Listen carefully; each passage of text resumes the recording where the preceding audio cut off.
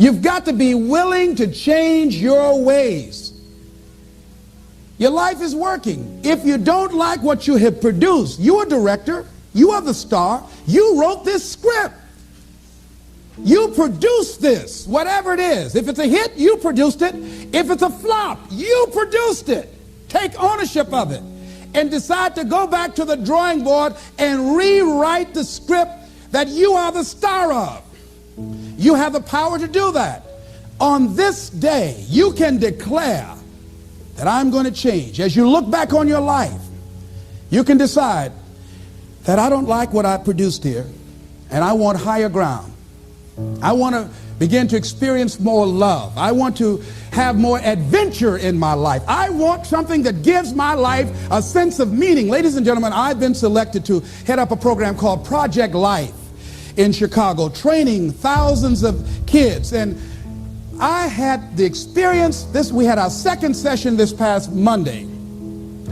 And to see these young people when they came in, and to see the young people and the parents and the community volunteers when they went out.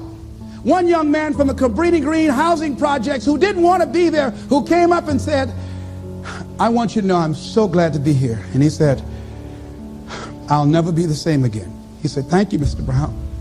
He said, I just got to go now, but thank you, sir. I'll never be the same again. To see a letter I got from a young man who was in the Cook County Jail where I work on Monday morning. And this young man will not be out of jail for at least 50 years. At least 50 years. They gave him 100 years. This guy has shot at least 60 people that we know of and killed 10 at least. And this letter he wrote, he said, since listening to your tapes, he said, I have not changed, but I feel a different person in me. Over 70% of these young men are in there for murder. We wanted to have a two-pronged attack where we would train people on the outside and train those that are in the jails, because I believe if you cage them like animals and treat them like animals and they're out on the streets every 22 months, they're going to get out and act like animals and go back in. Now that was a whole new thing for me. Be a happy taxpayer, not a reluctant taxpayer. Okay, you've got to care and feed the goose. And in this country, of course, you know, for a portion of our incomes, maybe it's a little too much, but pay it happily anyway. You know, maybe they'll straighten it out and it'll come down a little bit. Or whatever. Just pay it gladly. To know that we've got to have the Army and the Navy and the Air Force and the submarines and the battleships. We've got to have a show of strength. We've got to be a leader among the free world. We really do. And all that's got to be paid for. So I don't mind picking up my share.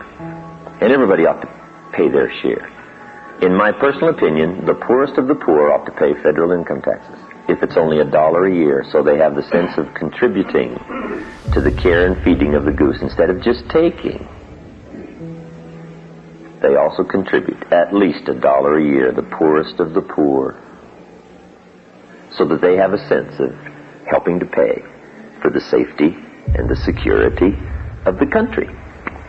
Because see, with our present Navy and Army and Air Force and the governmental structure and what safety we do have around the world, keeps us here secure in our homes, right, where we can work and enjoy each other's, you know, commerce possibilities, trade goods and services, and make money, enjoy ourselves, and have parties.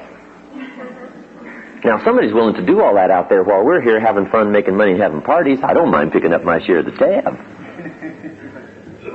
Okay. So, Caesar's first. Pay Caesar first.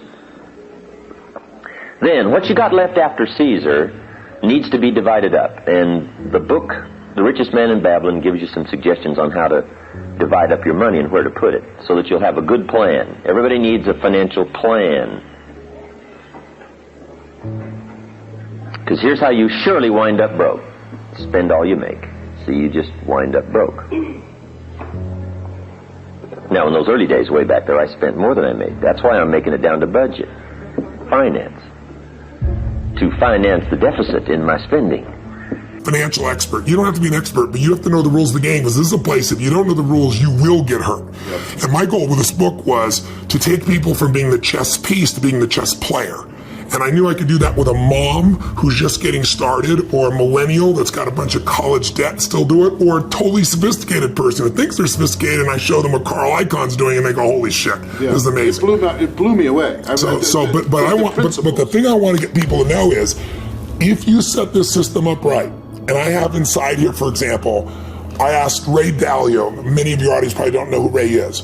Ray Dalio, if you're really rich, you give your money to a hedge fund, usually, to invest your money. And a big hedge fund might be $15 billion. Ray Dalio's $165 billion. He is 10 times bigger than the richest hedge funds on earth. He manages money for China, to give an idea, right? Wow. So I go to Ray, turns out he's been a fan of mine for 20 years, really helped. I sit down with him for 4 hours. He gives me these incredible answers. And at the end, I said to him this, and it relates to your audience.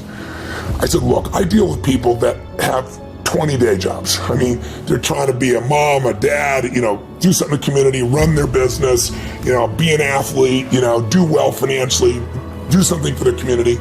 And I said, they don't have time to be a professional. And you just got done telling me these professionals are going to might be nice people, but they will never, they're never going to do it. 96% of mutual funds, for example, which is where most people put their money, don't match even an index over a 10-year period of time. That means if you're here in Vegas and you go play blackjack and you say, I'm going to find the 4% that are successful.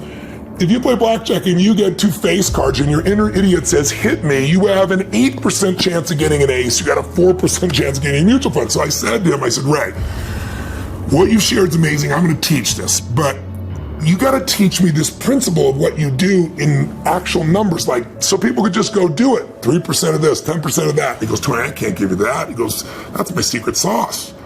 People have to have a $5 billion net worth and give me $100 million before I'll even consider taking their money.